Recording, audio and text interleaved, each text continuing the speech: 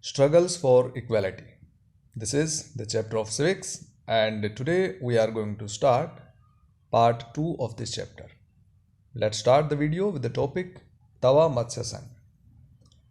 When dams are built or forest areas declared sanctuaries for animals, thousands of people are displaced. So, what are the impacts of these projects when dams are built on the rivers? These are multi-purpose projects, river valley projects, or forest areas declared sanctuaries for animals like national parks.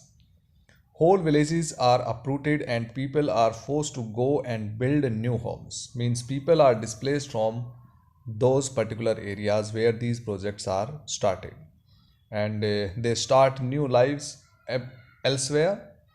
Most of these people are poor. In urban areas too, bastis in which poor people live are often uprooted. Some of them are relocated to areas outside the city. Their work as well as their children's schooling is severely disrupted because of the distance from the outskirts of the city to these locations. Dear students, this displacement of people and communities is a problem that has become quite widespread in our country. People usually come together to fight against this because whenever these projects are started, the people of that area have to displace, right? They have to leave that area and they have to shift elsewhere else. There are several organizations across the country fighting for the rights of the displaced. In this chapter, we'll read about the Tawa Matsya Sangh. This is a federation of fisher workers cooperatives, an organization fighting for the rights of the displaced forest dwellers of Satpura forest in Madhya Pradesh. Originating in the Mahadeva hills of Chhindwara district, the Tawa flows through Betul. Before joining the Narmada in Hoshangabad, the Tawa Dam began to be built in 1958 and was completed in 1978 on Narmada River. It submerged large areas of forest and agricultural land. So this was the big impact of this dam. The forest dwellers were left with nothing. Some of the displaced people settled around the reservoir and apart from their meager farms found a livelihood in fishing. They earned very little. So in this way their lives was completely disrupted or affected due to this project. In 1994, the government gave the rights for fishing in the Tawa reservoir to private contractors. These contractors drove the local people away and got cheap labor from outside. The contractors began to threaten the villagers who did not want to leave by bringing in hoodlums. The villagers stood united and decided that it was time to set up an organization and do something to protect their rights. So the villagers opposed this policy of the contractors in 1994. The newly formed Tawa Matsya Sangh, this is TMC, organized rallies and a Chakka Jam road blockade, demanding their right to continue fishing for their livelihood. In response to their protest, the government created a committee to assess the issue.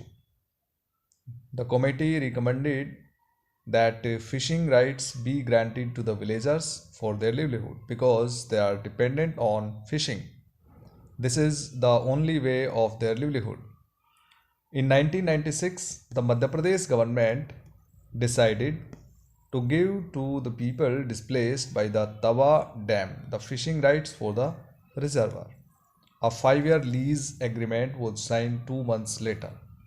On January 2, 1997, people from 33 villages of Tawa started the new year with the first catch. With the Tawa Matsya Sangh taking over, the fish workers were able to increase their earnings substantially. How they increased their earnings? This was because they set up the cooperative which would buy the catch from them at a fair price. The cooperative would then arrange to transport and sell this in market where they would get a good price. They have now begun to earn 3 times more than they earned earlier. So in this way they increase their earnings. The TMS has also begun giving the fish workers loan for repair and buying of new nets, because nets are the most important part or the good with the help of which they catch the fishes. By managing to earn a higher wage as well as preserving the fish in the reservoir, the TMS has shown that when people's organizations get their rights to livelihood, they can be good managers. So, dear students, in this way we have understood the importance of the organizations which fight for the rights of the people. You can see this one, members of TMS protesting at a rally here in this picture, and this one is a member of the cooperative weighing the fish in this picture. Dams. A dam is built across a river at sites where one can collect a lot of water. This forms a reservoir, and as the water collects, it submerges vast areas of land. This is because the wall of the dam across the river is high and the water spreads over a large area. This is a photo of the submergence caused by the Tehri Dam in Uttarakhand. Tehri Dam is situated in Uttarakhand. The old Tehri town and 100 villages, some totally and some partially, were submerged by this dam. Nearly 1 lakh people were displaced. In this picture you can see. This is the submerged or partially submerged area in Uttarakhand due to Tehri Dam. And now in this picture we can see the creative expression against inequality. Here they are standing to oppose, and this person is standing with the poster written something here. While some join protest movements to fight inequality, others might use their pen or their voice or their ability to dance to draw attention to issues of inequality. Writers, singers, dancers, and artists have also been very active in the fight against inequality.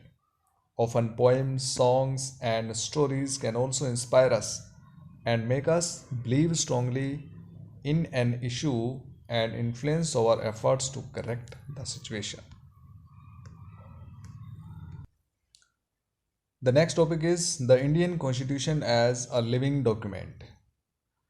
How Indian Constitution is called a living document? Because the Indian Constitution was formed in 1949 and it was implemented in 1950, but still we have the importance of our constitution on the basis of the same constitution with some amendments.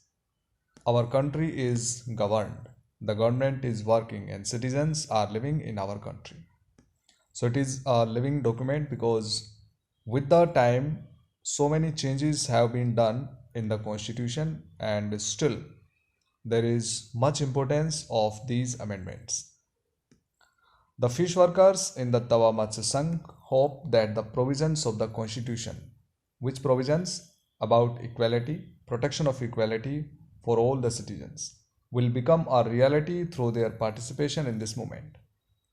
By constantly referring to the constitution, they use it as a living document about which we have discussed, something that has real meaning in our lives. In a democracy, there are always communities and individuals trying to expand the idea of democracy and push for a greater recognition of equality on existing as well as new issues. So in this way we can say that Indian Constitution is a living document. Here you can see this image. Over 1500 persons attended a public hearing in Lucknow in 2001 to protest violence against women. over 15 cases of violence against women were heard by a jury of eminent women who played the role of judges. This people's jury helped highlight the lack of support in the legal system for women who seek justice in such cases. Issues of equality are central to a democracy, because if equality is not there, then democracy cannot be existing. In this book, we have tried to highlight issues that pose a challenge to this idea of equality in a democracy. These, as you have read, include the privatization of health services, because if privatization of health services is there, so private health services are very costly in the country and poor people cannot afford, only rich people can afford. So this is the inequality. The increasing control that business houses exert on the media, that low value given to women and their work, and the low earnings made by small farmers who grow cotton, as we discussed about Swapna. These issues substantially affect poor and marginalized communities like Adivasis, right? And therefore concern economic and social equality in the country. So this is the core of the struggle for equality in a democratic country like India. The dignity and self-respect of each person and their community can only be realized if they have adequate resources to support and nurture their families, and if they are not discriminated against. So equality is the most important principle of democracy. So dear students, in this way we have completed this chapter. Read from the textbook and watch this video again. Thank you.